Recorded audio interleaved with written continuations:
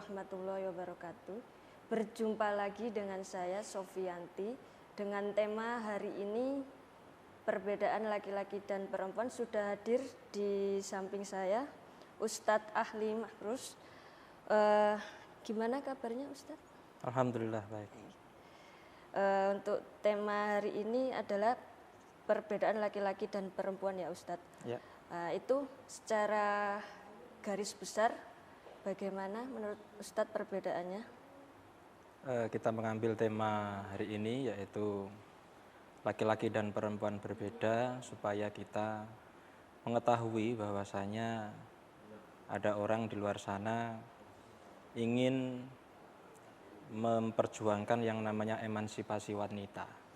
Jadi dalam Islam itu memang setara antara laki-laki dan perempuan, tapi tentu antara perempuan dan laki-laki tetap tidak sama. Nah, ini yang nanti kita akan bahas. Dipersilakan Ustadz, boleh. Untuk Assalamualaikum warahmatullahi wabarakatuh. Bismillahirrahmanirrahim. Alhamdulillahirabbil alamin, hamdan yuafi ni'amahu wa yukafi'u mazidah. Ya Rabbana lakal hamdu kama yanbaghi li jalali wajhikal karim wa li 'azimi sultanik. Subhanakallahumma la nuhsi thana'an 'alaika anta kama athnaita 'ala nafsik. Falakal hamdu hatta tarda wa lakal hamdu idza radid wa lakal hamdu ba'da ridha. Allahumma shalli wa sallim ala sayyidina Muhammadin fil awwalin wa shalli wa sallim ala sayyidina Muhammadin fil akhirin wa shalli wa sallim ala sayyidina Muhammadin fi kulli waqtin wa hin. Allahumma nawaitu ta'alluma wa ta'lim wal istifadata wal ifadah wal hath 'ala tamassuki bi kitabillah wa sunnati rasulihi wad dalalata 'alal khair. Rabbi shrah li sadri wa yassir li amri wahlul 'uqdatan min lisani yafqahu qawli. Allahumma inna na'udzubika min ilmin la yanfa' wa qalbin la yakhsha wa 'amalin la yurfa' wa du'ain la yustajabu bi rahmatika ya arhamar rahimin. Jumpa kembali para pemirsa Qalbun Salim NTV dimanapun Anda berada, yang senantiasa saya hormati dan saya muliakan, khususnya kepada para alim, para ustadz, para guru ngaji yang sedang menyaksikan acara ini. Alhamdulillah pada kesempatan kali ini Allah masih memperkenankan kita dan mentakdir kita untuk bertemu kembali dalam suasana ilmu dan mengaji insyaallah. Yang kali ini kita akan mengangkat tema laki-laki dan perempuan berbeda. Kita angkat tema ini pada kesempatan kali ini karena kita ingin menjelaskan kepada masyarakat bahwasanya laki-laki dan perempuan itu memang ditakdirkan berbeda. Jika ada segelintir atau sekelompok orang memperjuangkan yang namanya hari ini namanya emansipasi wanita, ya boleh saja ya, memperjuangkan kesetaraan antara laki-laki dan perempuan boleh saja, tetapi garis besarnya tidak bisa yang namanya sederajat berarti sama, tidak, karena ada titik-titik tertentu laki-laki dan perempuan memang ditakdirkan berbeda. Baik para pemirsa Qalbun Salim NTV dimanapun Anda berada, sebelum kita masuk ke dalam inti tema kita hari ini, saya ingin mengutip firman Allah Subhanahu wa taala di dalam surat Ali Imran ayat 35. A'udzu billahi minasyaitonir rajim. Idz qalat imra'atu Imrana rabbi inni nazartu laka ma fi batni muharrara fataqabbal minni innaka antas samiul alim.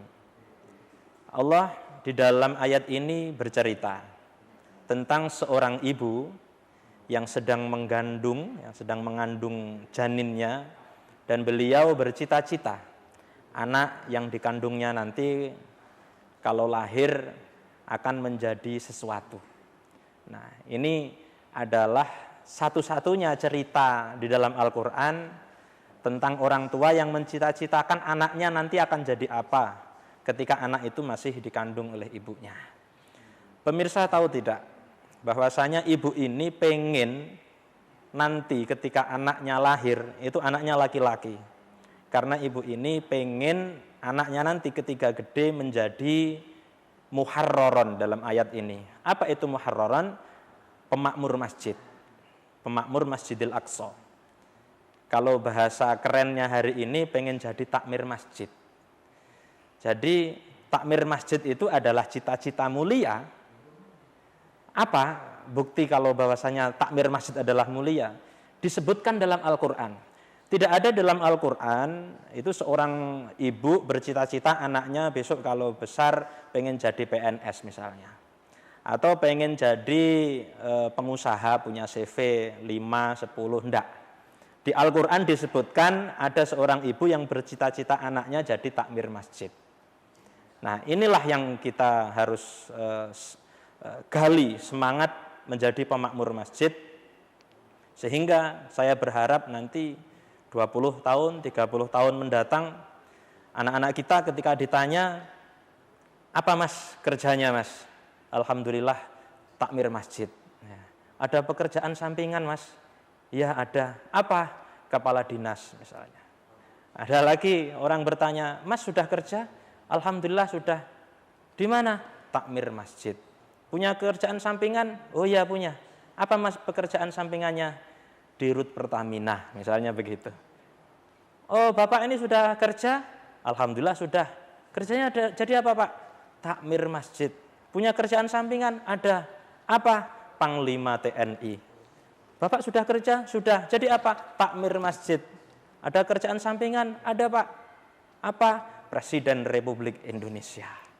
Jadi takmir masjid jadikan sebagai tugas utama kita. Karena ini adalah cita-cita yang mulia.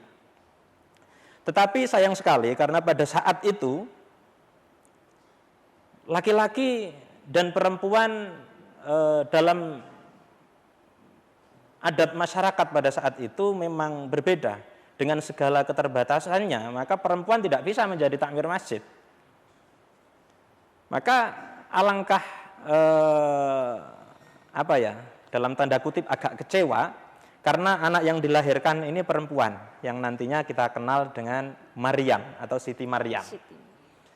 Nah, tetapi di dalam ayat selanjutnya ada komentar dari ibunda Maryam ini, yaitu walaisa dzakaru kal untha, yaitu laki-laki dan perempuan tidak sama. Nah, ini garis besarnya yang akan kita angkat pada tema kali ini. Banyak di antara masyarakat kita ini menganggap bahwasanya Islam ini kok diskriminatif ya terhadap perempuan ya. Warisan kalau perempuan dapat setengahnya laki-laki. Dalilnya apa? Dalilnya ayat Al-Quran. Lidzakari mithlu hadzil unthayain. Laki-laki itu kalau dapat warisan 2 kali lipatnya perempuan. Berarti kok ada diskriminasi ya? Kita jawab.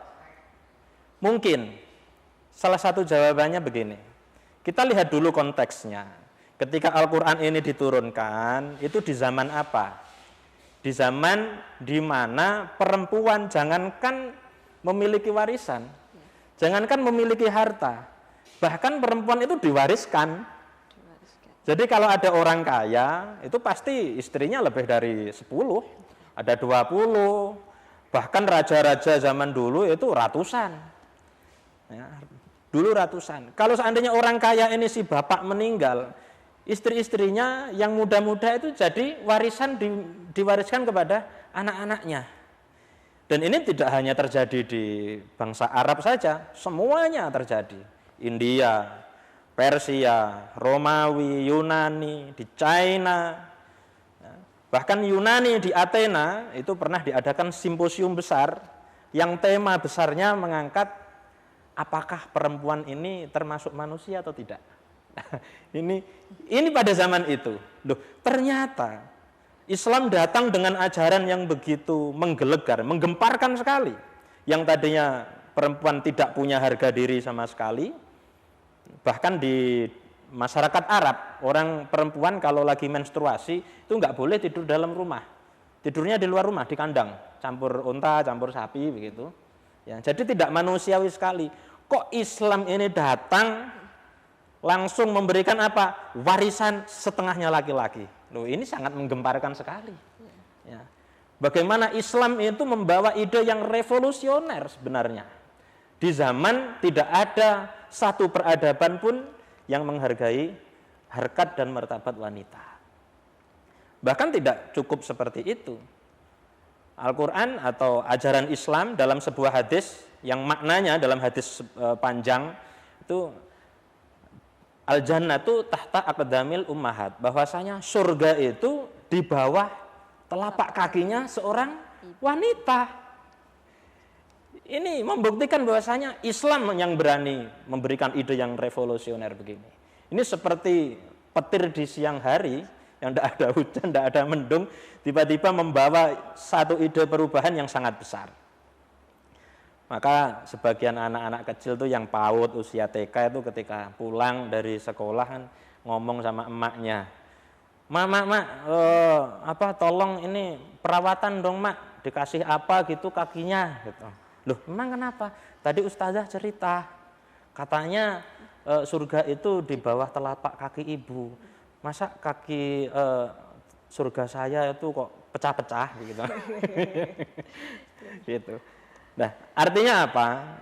Islam memberikan porsi yang besar untuk harkat dan martabat seorang wanita. Di sisi yang lain, meskipun warisan wanita itu setengah dari laki-laki, tapi kalau perempuan menikah itu kan berhak menerima yang namanya mas kawin atau mahar.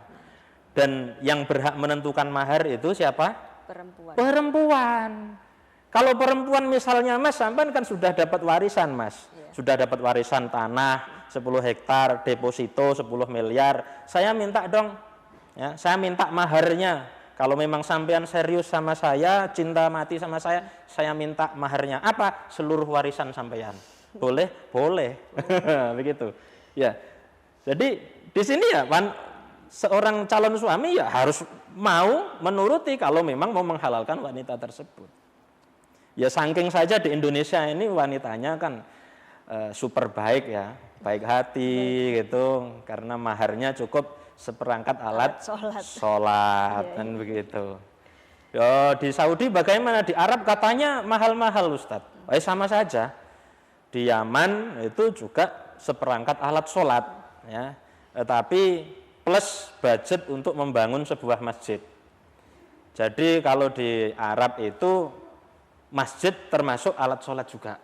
Jadi kan mahal. Jadi makanya saking mahalnya di sana, mahar di sana, jadi sampai orang menikah itu umur 35, umur 37. Ya, saking di Indonesia alhamdulillah wanita-wanitanya Indonesia ini super baik sekali, sehingga nggak sampai umur 30. Kalau sudah memang ketemu jodohnya, monggo silahkan seperangkat alat sholat atau seperangkat alat masak kan begitu, tergantung wanitanya sendiri begitu. Sebentar Ustadz, ya. Ada yang mau lihat ya. Baik pemirsa Kolbun Salim, jangan kemana-mana, kita lanjut kembali nanti setelah yang berikut ini.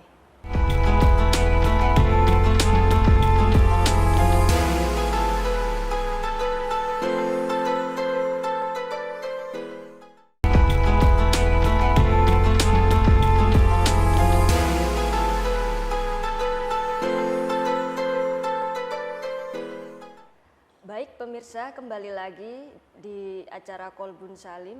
Masih bersama saya Sofianti dan Ustadz Ali Ma'ruf dengan tema hari ini perbedaan laki-laki dan perempuan. Bisa dilanjutkan Ustadz? Baik. Setelah tadi kita membicarakan tentang isu yang mendiskreditkan ya, seakan-akan Islam itu mendiskriminasi pihak perempuan gara-gara warisan yang berbeda. Mungkin ada lagi yang mengatakan perempuan dalam Islam itu didiskriminasi. Kenapa? Karena tidak boleh poliandri. Ya, sedangkan enak banget nih cowoknya bisa sampai 4 kan gitu. Ya lagi-lagi kita lihat sejarah dulu lah. Ketika Islam datang ini, bagaimana keadaan masyarakat pada saat itu? Bukan di Arab saja, hampir di seluruh dunia. Bagaimana seorang laki-laki itu punya istri ya lebih dari 4, ada 10, ada 15, bahkan raja-raja ada yang sampai 100, sampai ratusan, ya kan? Terus kemudian Islam membatasi, enggak boleh itu, ya 4 saja.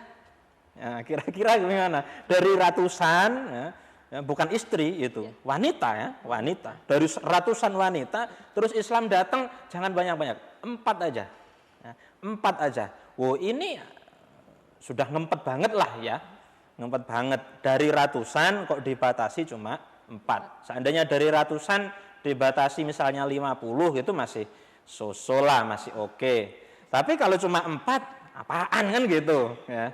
Ibaratnya kita ini sudah terbiasa melakukan sesuatu dan itu no problem, tidak masalah. Terus kemudian kita di-cut, kita tidak boleh melakukan hal itu kecuali ya jarang-jarang saja.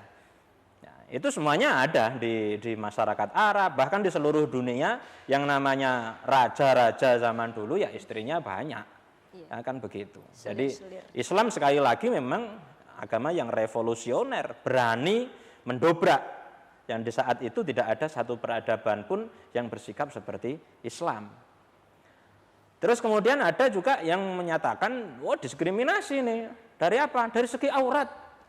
Enak banget auratnya laki-laki itu dari pusar sampai lutut, kan begitu. Sedangkan perempuan seluruh tubuhnya kecuali wajah dan tangan. Ini bagaimana? Berarti ini diskriminasi. Ya kita lihat dulu sejarah, lagi-lagi sejarah ya.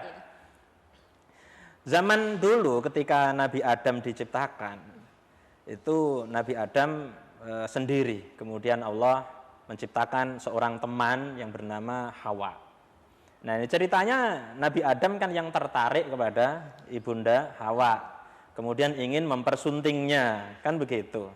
Nah, yang berkehendak duluan siapa? Yang punya keinginan? Kan Nabi Adam. Artinya apa? Artinya kodratnya laki-laki ini pengen melihat begitu loh. Kalau ada yang bening-bening, ada yang manis-manis, kodratnya pengen melihat. Ya, penasaran begitu. Agresif.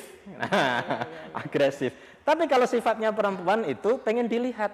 Ya. Pengen dilihat. Akhirnya apa? Dia menghias wajah, tubuh supaya dilihat oleh laki-laki. Kalau laki-laki kodratnya pengen melihat. Nah itu sudah kodrat, sudah naluri laki-laki dan perempuan. Makanya zaman sekarang kalau ada laki-laki ya pengennya melihat, kan ada istilah mata keranjang. Kira-kira siapa yang mata keranjang, laki-laki atau perempuan? Ya laki-laki lah, kan begitu. Padahal kan nggak semua laki-laki, kan begitu. Yang hidung belang pasti laki-laki. Kenapa? Karena laki-laki ini yang memang agresif. Ya. Terus perempuan bagaimana? Perempuan kodratnya pengen dilihat. Makanya dia pengen berhias, pengen terlihat cantik, pengen terlihat mewah. Maka tidak heran kalau misalnya Mbak Sofi punya peralatan make up 1 lemari, kan begitu. Tapi kalau laki-laki peralatan make up-nya itu 1 kotak saja, kan serem kan gitu. Kita laki-laki gimana kayak gitu. Nah ini yang mendasari bahwasanya supaya antara nafsu laki-laki dan perempuan ini tidak terumbar. Akhirnya laki-laki yang matanya jelalatan tadi, cenderungnya ya, mohon maaf kalau ada laki-laki tersinggung di luar sana. Karena memang kodratnya laki-laki itu pengen melihat, maka untuk ngempet ini, ya, untuk meminimalisir kejahatan dari mata laki-laki, ini anjurannya kalau laki-laki itu menundukkan pandangan. Kenapa? Karena yang jahat pandangannya, kan begitu. Kalau perempuan, dia pengen dilihat. Maka dia bersolek, pengen terlihat wah, pengen terlihat cantik dan lain sebagainya. Maka untuk ngerem ini supaya tidak terjerumus kepada nafsu, maka solusinya apa? Ya dibatasi, gitu loh, ditutupin. Nah, supaya apa? Supaya tidak menarik mata laki-laki yang melihat tadi untuk tidak melakukan sesuatu kepada hal-hal yang tidak diinginkan dan melawan perintah Allah Subhanahu wa taala. Jadi intinya memang laki-laki dan perempuan itu ketika kita perjuangkan derajat yang sama, oh Islam membawa derajat yang sama loh. Bahkan perempuan itu 3 kali lipat derajatnya laki-laki. Siapa yang lebih berhak saya muliakan wahai Rasulullah? Ibumu. Kemudian siapa lagi? Ibumu. Kemudian siapa lagi? Ibumu. Kemudian siapa lagi? Baru ayahmu. agama mana yang bisa memporsikan perempuan semulia dan setinggi itu. Kalau kita lihat agama yang lain, ada di kitab suci agama lain itu menyebutkan kisah Nabi Adam dan Siti Hawa. Jadi dikisahkan di dalam ajaran agama lain tersebut diceritakan bahwasanya yang dirayu oleh setan adalah Adam. Karena Adam ini nggak mempan dirayu oleh setan, maka setan lari kepada Hawa. Nah, ketika Hawa ini sudah kena jebakan setan, maka Hawa ini kemudian merayu Adam. Karena yang merayu Adam ini adalah perempuan dan berhasil, maka mereka berdua diturunkan ke atas muka bumi ini. Jadi seakan-akan ini penyebabnya siapa nih biang keroknya selain setan? Kan kaum perempuan.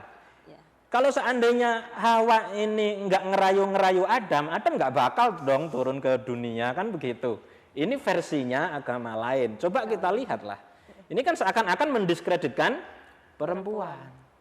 Apalagi di kitab agama tersebut disebutkan bahwasanya setan itu menjelma menjadi ular ketika merayu Adam dan Hawa.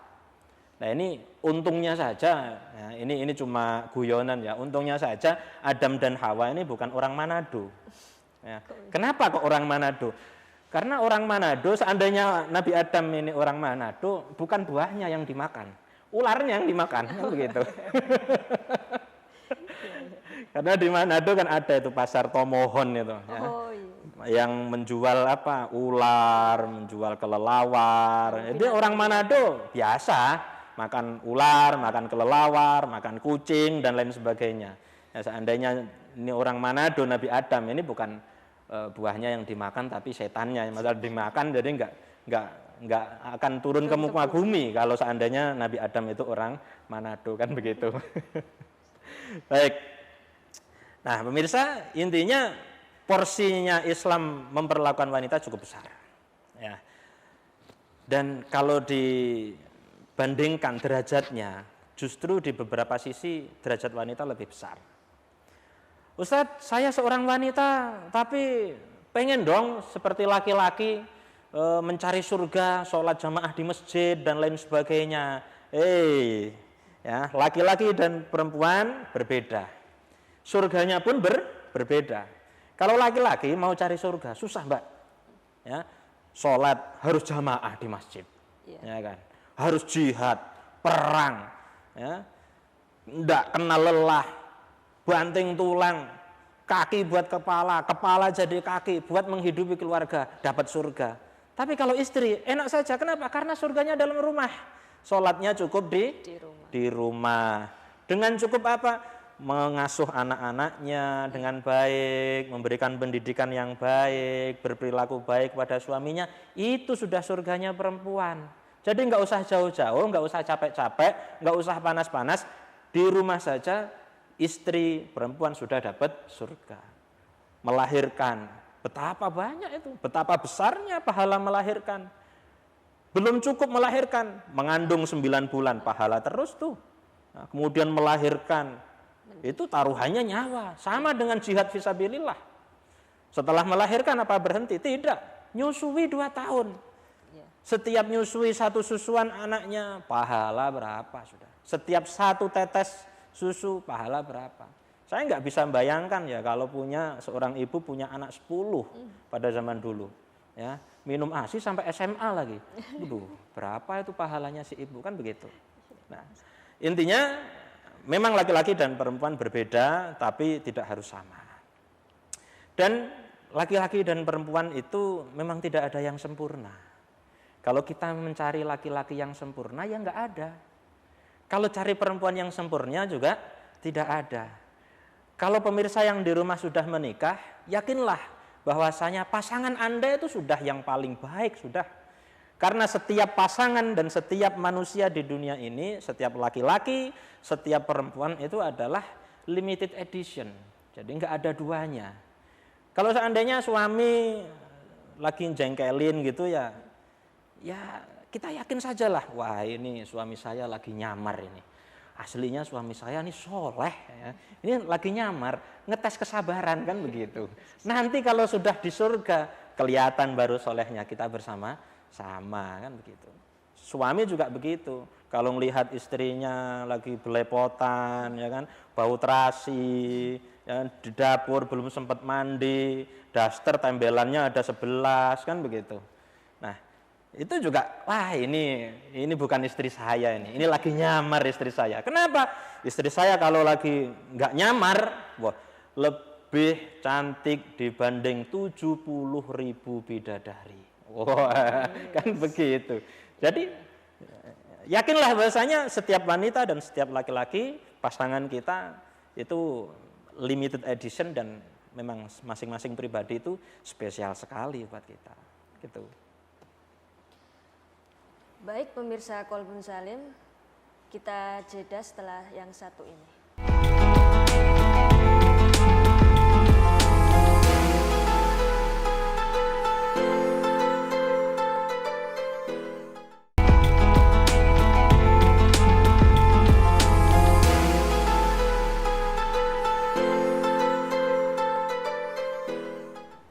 Baik pemirsa, kembali lagi di Kolbun Salim di acara kita. Tema hari ini perbedaan laki-laki dan perempuan. Masih bersama saya Sofi dengan Ustadz Ali. Oke Ustadz, saya ingin bertanya. Ya. Tadi kan sudah dijelaskan garis besarnya perbedaan laki-laki dan perempuan mulai zaman Romawi terus sampai sekarang. Dengan melihat kondisi saat ini, menurut Ustadz apakah posisi perempuan dan laki-laki saat ini, kondisi saat ini, apa masih ada kesenjangan atau bagaimana? Kalau melihat saat ini, orang banyak menuntut kesetaraan antara laki-laki dan wanita. Tetapi karena tidak dibekali dengan ilmu yang benar, dengan sesuai porsinya, malah akhirnya beberapa hal menjadi kebablasan. Malah apa? Ketika misalnya, oh perempuan boleh dong kerja, membantu suami dan bla bla bla dengan segudang alasan lah. Karena suami atau laki-laki boleh kerja, perempuan boleh dong kerja. Akhirnya apa? Pekerjaan perempuan seakan-akan malah dijadikan komoditas malah kayak seperti barang dagangan. Mohon maaf ya perempuan-perempuan. Seperti beginilah. Misalnya SPG, orang jual mobil, orang jual motor. Kenapa sih harus bintang iklannya atau yang memasarkan perempuan dengan pakaian seksi begitu? Itu apa hubungannya gitu loh? Kalau mau memang jual motor kan harusnya pakai jaket, pakai helm kan begitu. Kok malah diumbar gitu loh? Ini artinya apa? Memanfaatkan mata laki-laki yang dalam tanda kutip keranjang tadi untuk sebelum melirik motor, melirik dulu perempuannya. Akhirnya perempuan sekarang menjadi objek, kan begitu. Kalau menjadi objek, ini berarti kan malah mohon maaf, menurut saya merendahkan martabat wanita, malah seperti itu. Jadi dalam beberapa hal memang kebablasan, karena dengan alasan emansipasi wanita tadi, ya itu menurut saya. Terus ada lagi Ustadz. Ya kita lanjutkan ya. Jadi tadi sampai masalah rumah tangga tadi kan. Maka kalau kita lihat bukan hanya dari situ ya. Laki-laki dan beda itu dari segi apanya ya, dari segi semuanya lah, ya kan? Dari bentuk fisiknya berbeda, dari psikologinya berbeda, cara berpikirnya berbeda, hormon yang bekerja dalam tubuhnya juga berbeda, semuanya berbeda. Ya, semuanya berbeda. Maka seorang laki-laki terutama di rumah tangga, maka fahamilah bagaimana cara perempuan berpikir, psikologi perempuan itu bagaimana. Ibu-ibu juga begitu, ya kan? Ibu-ibu juga begitu, pahami psikologi pria itu bagaimana. Kan ada ungkapan, cintailah orang lain seperti kamu ingin dicintai, kan begitu. Ya kalau ini diterapkan dalam rumah tangga, mencintai laki-laki dan perempuan suami istri sama seperti istri mencintai teman-temannya yang perempuan, atau si suami mencintai laki-laki, teman-temannya laki-laki, ya jelas berbeda. Contoh begini, kalau laki-laki itu mencintai sahabatnya yang sama laki-laki dengan cara apa? Berikan mereka kepercayaan. Berikan kepercayaan, mensupport, memberikan ruang, dia kasih amanah buat dia. Merasa apa? Dibebani kepercayaan. Itu cinta antara laki-laki dengan laki-laki. Kalau perempuan, cintanya perempuan dengan perempuan antar teman bagaimana? Kan biasanya curhat, kan gitu. Curhat, nangis, saling support, kan, saling pandang, pelukan, kalau perlu gandengan tangan. Bisa nggak dibayangkan kalau hal ini terjadi di dunia laki-laki? Kan serem, kan gitu. Kan serem. Jadi cara mencintai pun juga berbeda. Dari segi anatomi tubuh juga berbeda. Ini otak kanan, ini otak kiri. Antara otak kanan dan otak kiri itu ada kabel penghubung. Namanya kalau tidak salah corpus callosum. Nah, corpus callosum di dalam otak wanita ini lebih banyak jumlahnya dibanding laki-laki. Maka perempuan itu biasanya koordinasi antara otak kanan dan kiri itu lebih bisa berkoordinasi. Akibatnya apa? Akibatnya perempuan itu lebih ahli di dalam mengerjakan sesuatu yang multitasking. Ya kan? Kalau laki-laki single tasking, coba perempuan masak, goreng tempe, goreng tempe, sambil nyuci piring, sambil nyalain mesin cuci. Kemudian sambil gendong anak, update status, nonton sinetron, ya kan? Semuanya itu dilakukan dalam satu waktu. Coba kalau bapaknya suruh ngerjakan itu semuanya, gosong tempe itu sudah, ya kan? Begitu. Jadi faida faragta fansob. Maka ketika kamu sudah selesai satu pekerjaan, maka kerjakan pekerjaan yang lain. Nah itu ayat laki-laki sebenarnya, kan begitu. Kalau perempuan, oh jangankan satu pekerjaan, 10 pekerjaan diladeni sama dia, kan begitu. Pak ini minta tolong dong, nanti kita kan ada mau acara arisan. Itu kursi yang di depan itu tolong dipinggirkan, terus karpetnya itu dipasang. Oh iya, saya minta tolong juga Pak, itu tiker pinjemin dong di Bu RT. Sekarang Bu RT-nya ganti, bukan Bu Tejo lagi, Bu Wondo, itu rumahnya ujung gang sana yang cat merah. Itu pinjem 3 aja.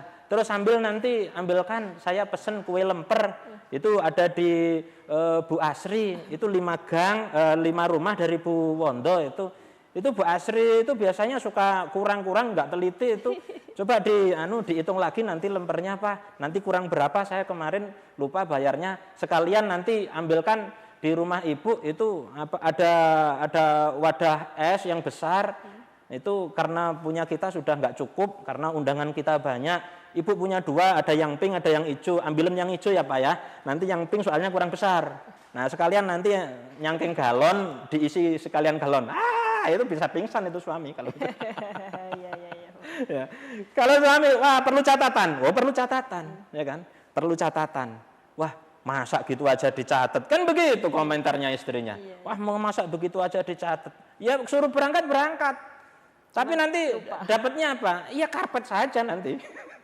Mana yang lain kembali lagi, ya kan? Ya.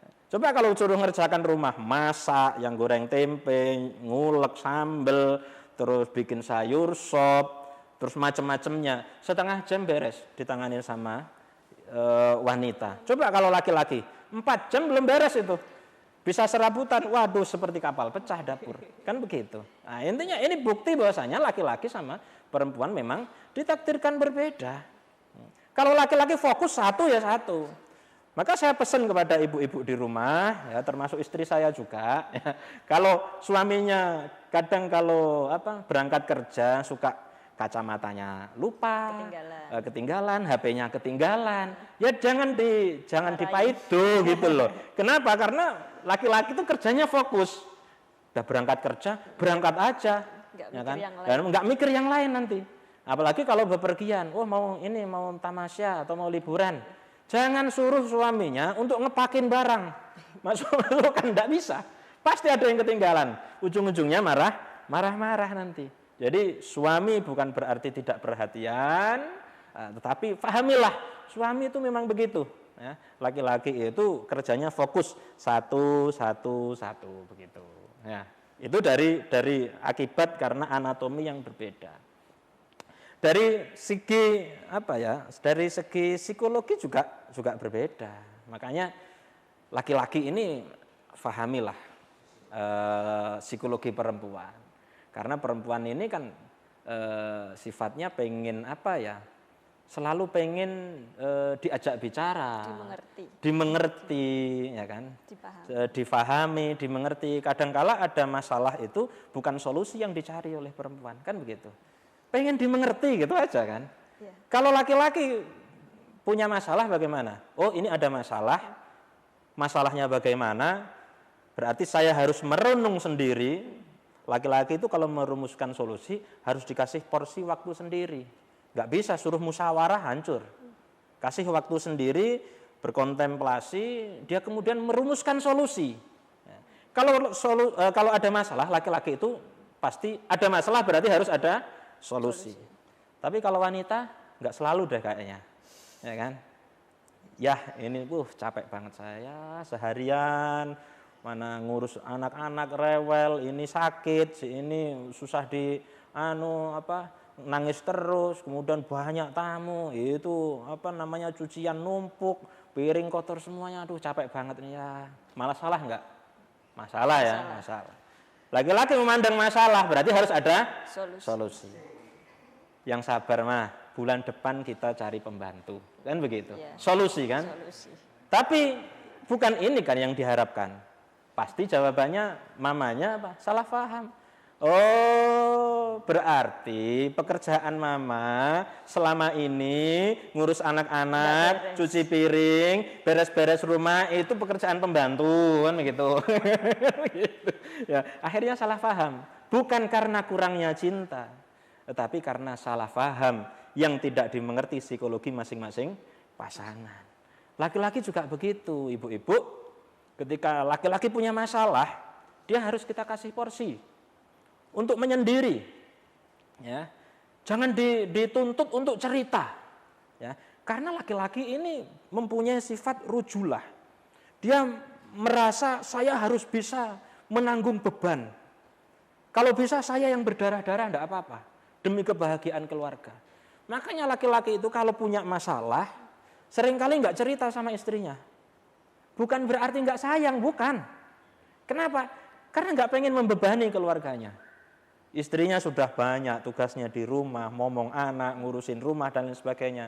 Karena sayangnya suami, dia enggak pengen membebani istri lagi. Maka suami ketika banyak masalah, kasih waktu untuk sendiri. Ya. Contohnya Rasul Shallallahu Alaihi Wasallam saja, ketika pulang dari Gua Hira, ya, zammiluni. Selimuti saya wahai Khadijah, selimuti saya. Apa yang dilakukan Khadijah?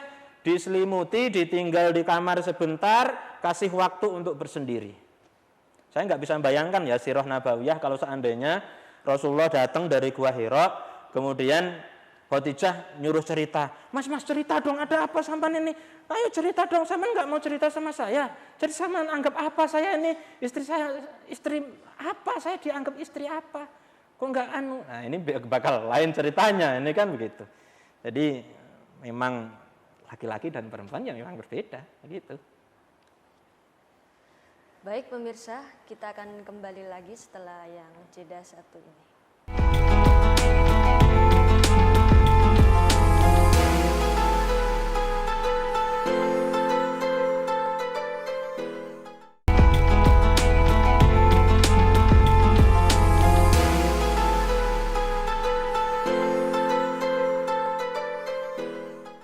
Baik pemirsa, kembali lagi di acara Qalbun Salim.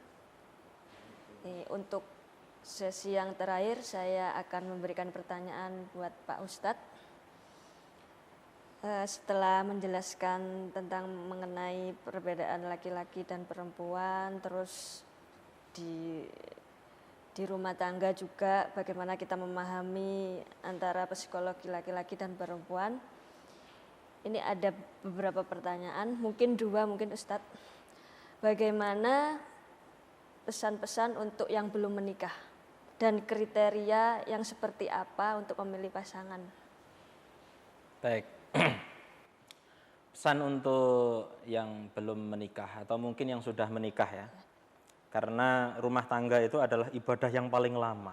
Ya, sholat berapa menit sih? 10 menit ya. Nggak ada paling 5 menit. Ya. Puasa ya cuma beberapa jam saja. Haji juga beberapa hari kan begitu. Yang paling lama ibadah ya menikah.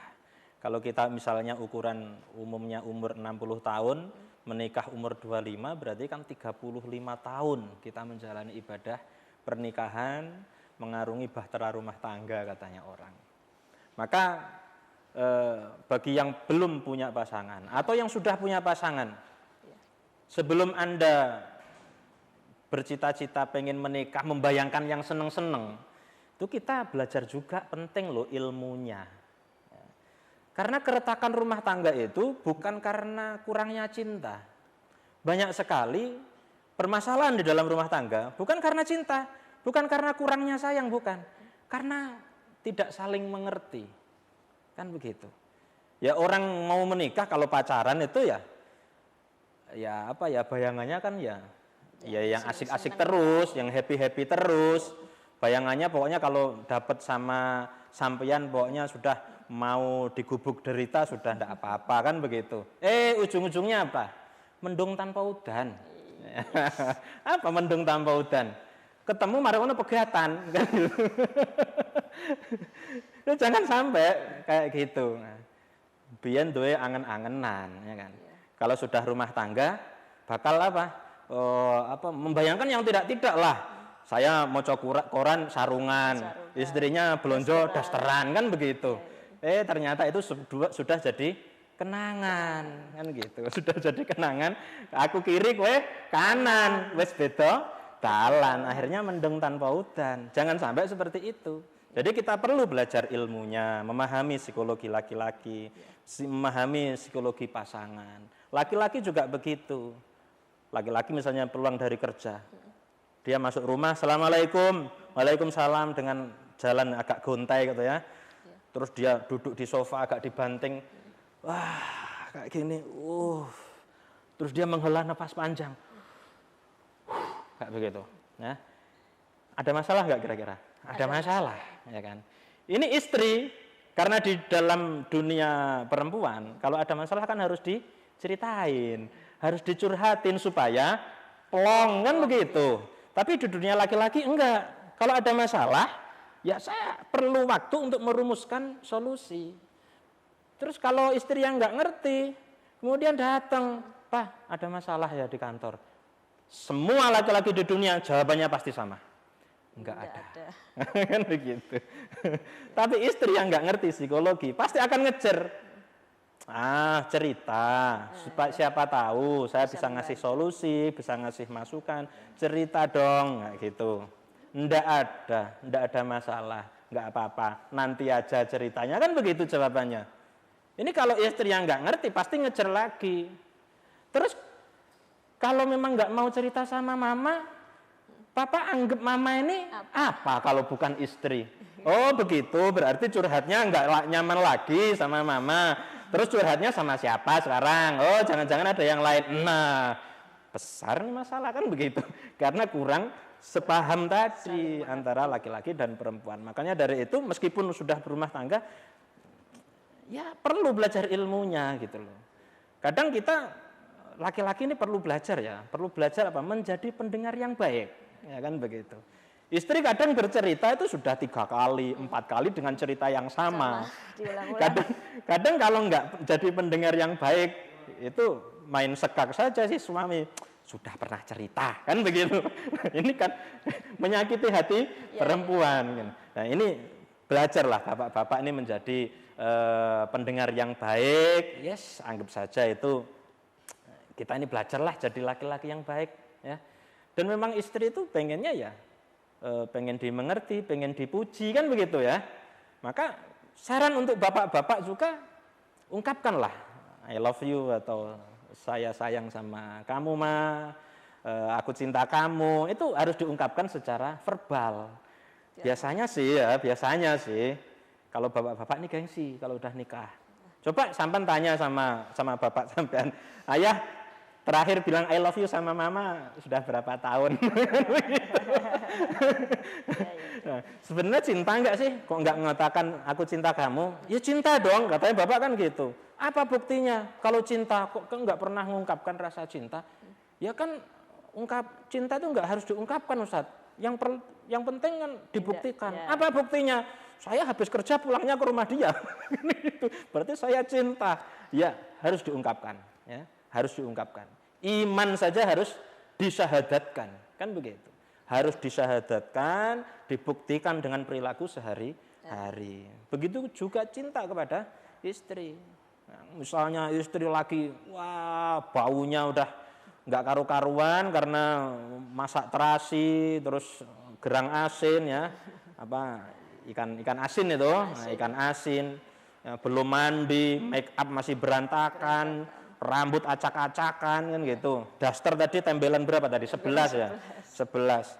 Ya, peluk dia dari belakang sekali-kali gitu. Sekali-kali. Pasti istri akan mengatakan, apa sih kan gitu. Apa sih? Katakan saja ini bapak-bapak ini ya, jangan dibocorkan tapi rahasia kepada ibu-ibu ya. Peluk dia dari belakang ya. Mah, memelukmu dalam keadaan wangi, dalam keadaan cantik itu sudah biasa mah. Gitu. Tetapi memelukmu dalam keadaan seperti ini adalah sesuatu jihad akbar kan begitu. Kalau masalah masakan biasanya. Bohong loh suami istri itu ya Mbak ya.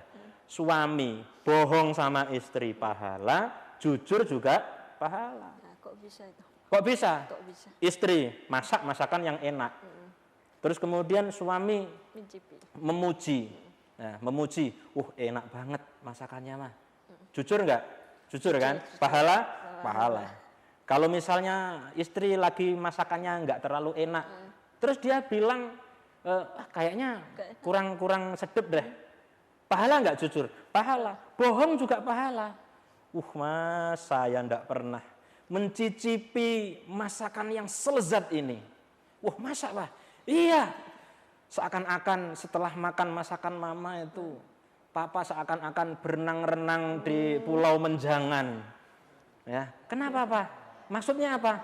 Agak kemasukan air laut sedikit. Asin. Ya kan gitu. Ya, misalnya istrinya maca gitu, udah cantik, puji dia. Ya. Kalau kurang cantik, ya puji saja sudah. Ya. Mama ini kalau misalnya lagi cemberut, puji saja, masya Allah. Mama kalau lagi cemberut, mama ini wanita tercantik nomor 2 di dunia. Nomor 2, iya. Tahu sampan siapa yang nomor 1? Ibu. Enggak. Siapa Ustadz? Tetap mamanya. Oh, tetap mamanya. Tapi kalau pas senyum. Oh, pas senyum. Kan begitu. Bumbu-bumbu ini perlu dalam rumah tangga. Artinya apa? Perlulah kita ini seni dalam memahami pasangan itu sangat diperlukan.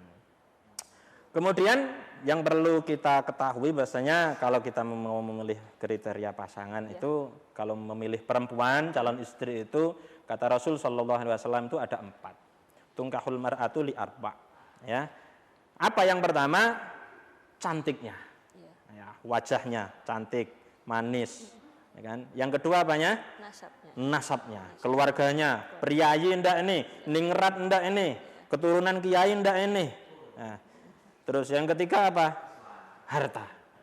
Ya kan? Kaya ndak, dari keluarga bangsawan ndak, kerjanya apa misalnya. Yang keempat agamanya. Ya. Jadi kriteria ini 4. Cuma di dalam hadis ini agama ini diakhirkan. Kenapa? Agama diakhirkan. Tetapi Rasul Shallallahu Alaihi Wasallam kenapa kok diakhirkan? Ada hadisnya. Ternyata Rasul Shallallahu Alaihi Wasallam ingin menegaskan bahwasanya meskipun yang terakhir ini layak dijadikan kriteria pertama. Fadfar lidzatiddin. Kalau kriteria yang utama adalah agamanya, maka beruntunglah. Nah begitu. Bagi mbak-mbak juga kalau mau cari suami, saya kasih bocoran 2. Yang pertama apa? Agamanya. Tetap agama, ya. Jika ada seorang laki-laki datang kepada kamu dengan agamanya yang kamu puas, agama baik. Yang kedua apa? Perilakunya, akhlaknya, sopan santunnya, termasuk juga kalau menurut saya etos kerjanya, tanggung jawabnya kepada keluarga bagaimana, itu juga perlu jadi pertimbangan. Enggak buru-buru lari ke harta. Kalau orang sekarang kan, orang anak-anak muda bilangnya kalau enggak FU kan enggak love you kan begitu. Ya. Kalau enggak ninja enggak cinta. Ternyata apa? Ninjanya kreditan 3 bulan enggak bayar, dijabel itu marek rabi. Ya gitu. Apel pakai Alphard. Ternyata nunggak 3 bulan. Artinya ya enggak sempat naik Alphard, jadinya Al-Fatihah nanti. Al-Fatihah. Gitu. Ya, mungkin itu yang bisa kita bahas pada kesempatan kali ini. Intinya laki-laki dan perempuan itu berbeda. Dan satu pesan yang terakhir saya. Laki-laki itu tetaplah singa. Laki-laki banyak yang takut sama istrinya. Tetapi ada satu penelitian, ternyata ada hewan itu satu hewan buas, satu-satunya hewan buas yang takut sama pasangan wanitanya itu hewan singa. Jadi kalau singa betina, kalau lagi marah gitu ya, itu singa jantan itu merunduk-runduk gitu, takut. Jadi saya pesan kepada laki-laki kalau sampean takut sama wanita, sampean singa berarti. Ingat kita ini singa, oke? Mungkin itu closing dari saya untuk acara ini. Ingatlah kita perlu tetap belajar dan belajar memahami pasangan masing-masing. Baik Ustadz. Baik pemirsa Kolbun Salim, demikian acara kali ini. Kurang lebihnya mohon maaf. Saya akhiri. Wassalamualaikum warahmatullahi wabarakatuh.